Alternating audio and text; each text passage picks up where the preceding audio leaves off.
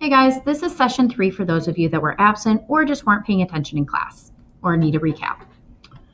Yesterday you were going over an outline of how to write an argument as well as choosing whether you want to be for or against violent video games. Today we're going to go a little bit more in depth with it. Today's focus is focusing on the evidence itself being neutral and how to explain it in a positive way or a negative way. Okay. We're still going to be working with the same article, which is Hijinks, the one about the game Killer and everyone's killing each other killing with air quotes, with water guns. We found out yesterday that the evidence can be used for both sides of an argument, and it's how you explain it depends on if it's positive or a negative explanation. There's also a way to use counterclaims, because if you are for the video games, then you need to figure out how might the evidence sound negative. If you're against it, you need to also figure out how video games can be a positive thing. For those of you that are in advanced class, we go with a little bit more in depth with the ethos and pathos. In my on-level general class, don't worry about this at all. I will come back to it at a much later time. The judge makes a pie chart of death, the order of killing assignments, which he or she then distributes to squads shortly before opening day. I'm looking for some good massacres early this year's judge said as the competition began the second week in May. I've arranged at least one boyfriend-girlfriend kill that should be interesting. You guys remember this is a piece of evidence from the Hijinks shootout article that we were reading. Now, I want you to watch as I explain this in a positive way. If I were for violent video games, this is one way I could explain it. Saying this evidence shows that role-playing games, including these violent ones like Killer, are good for kids. For example, kids end up taking on leadership positions with a lot of responsibility in those games, and they show a lot of initiative, like when the judge in these games thought carefully about the order of the killing assignments.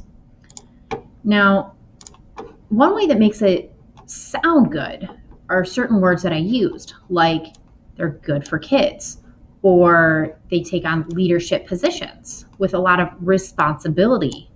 And they show a lot of initiative, like when the judge in the game thought carefully, okay? Any of these make it sound like it's something positive, okay? I want you to see how I now am going to make it negative. Oops, forgot to erase.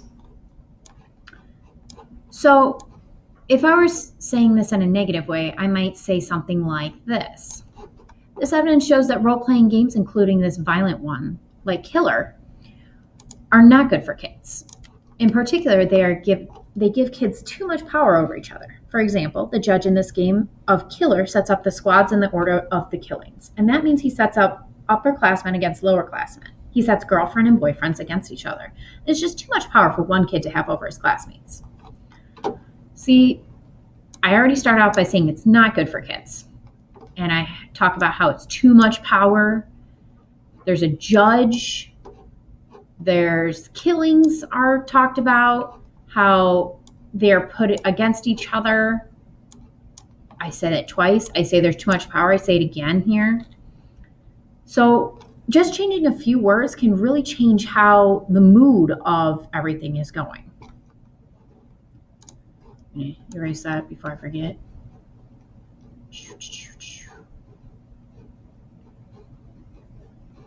There you go. All right.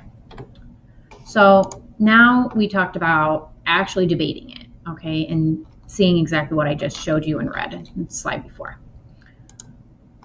Now, I want it to be your turn. How can this piece of evidence be spun in a positive way and a negative way? And I'm just going to summarize this piece of evidence so that I'm not talking for 5 minutes here.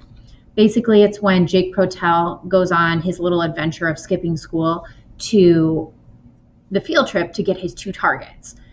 And he uses a water balloon, that was the squirt fish here, to talk about, or to get his 2 victims. And he got special permission from the judge to do that. So he was thinking outside the box in that, because that's why he had to get the special permission. So I already gave you guys some hints here on how to use some positive words and some negative words. Now I want to see you do it. okay? So did it a little bit in class, or you can write it out of explaining the evidence in a positive way and in a negative way. Now you have to defend it also by saying why it's a good thing or why it's a bad thing, okay? So it should take a minimum of 2 minutes to actually debate your side, all right? So we're going to be reading more sources and mining for evidence. And if you guys forgot, I do have that video of how to mine for evidence in session 1. But we're going to figure out your big idea. So do you want to be for violent video games or do you want to be against them? And most importantly, why do you want to be against them? Or why do you want to be for them? Now I have this here, the resources and paper and digital versions. In the classroom, in the back of the room, I have on my little bookcase by the windows, I have 5 different articles that you can use. You do not have to use all 5 articles, all right? Those are just options. If you don't like one option, you can pick a different one. I also have it on Google Classroom. Under the notes is another attachment. That is the digital version of all of the articles that's in the back of the room. So if you forget the hard copy, don't know where you put it, I have a digital version. It's there for you to use, all right?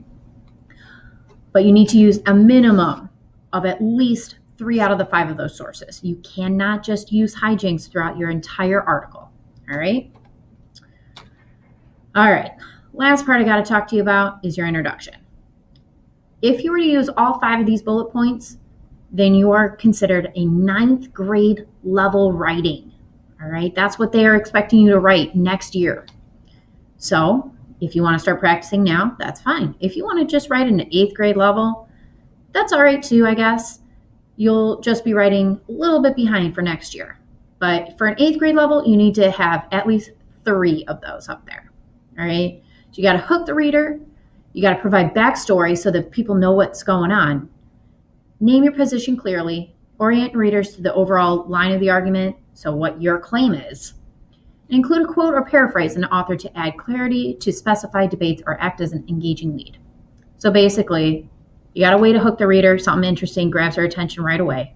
Give them some context, some background of what's going on and what the positions are, what your position is personally, and give a line of argument that will develop. So that's saying your 3 reasons.